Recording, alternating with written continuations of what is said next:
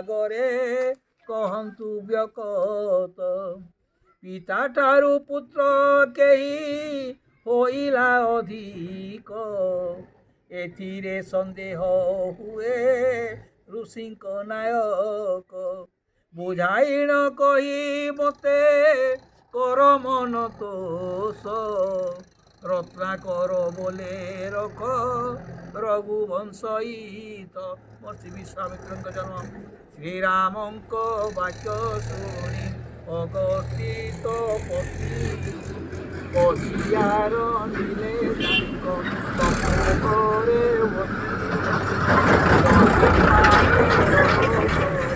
ଇନ୍ଦ୍ରଜିତ ବୀର ଅବଜ ହୋଇ ଜିଣିଲା ରଣେ ସୁନା ଶିର। କହିବି ଫିଟାଇ ପଛେ ସେଥିର ବୃତ୍ତାନ୍ତ, ରାବଣ ଚରିତ ଶୁଣ କରି ଆଦ୍ୟପ୍ରାନ୍ତ। ଯେ ରୂପେ ସେ ବର ପାଇ ହେଲା ବଲିଆର, ତାହା ଶୁଣି ମନରୁ ସଂଶୟ କର ଦୂର। ପୂର୍ବ କାଳେ ସତ୍ୟ ଯୁଗେ ସମୟ ବସରେ, ପୁଲସ୍ତ୍ୟ ହୋଇଲେ ଜାତ ବ୍ରହ୍ମାଙ୍କ ବଂଶରେ। ତାଙ୍କ ପରି ଜଗତରେ ନଥିଲେ କେ ଆଉ, ହୋଇଲା ତାଙ୍କ ତପ ପାପ ଚର।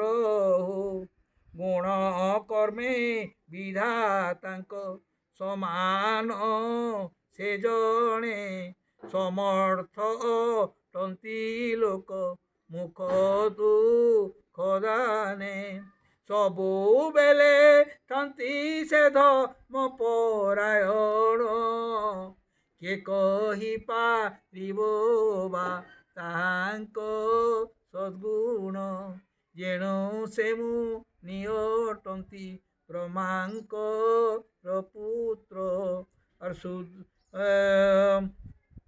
ସୁରଗଣଙ୍କର ହୋଇ ଥାନ୍ତି ପ୍ରିୟ ପାତ୍ର।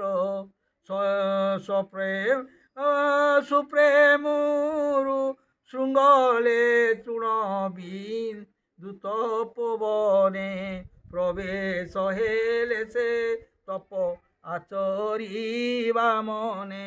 ଜିତେନ୍ଦ୍ରିୟ ହୋଇ ନାନା ନିୟମକୁ ପାଳି, ସେହି ସ୍ଥାନେ ରହି ତପ କଲେ ତପଶାଳୀ।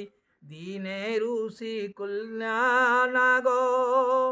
କନ୍ୟାଗଣ ମିଳି ଆସି ସେ ଆଶ୍ରମେ କଲେ ନାନା ରଙ୍ଗେ କେଳି। ଅତି ମନୋରସ ନୃତ୍ୟ ଗୀତ ତାହାଙ୍କର,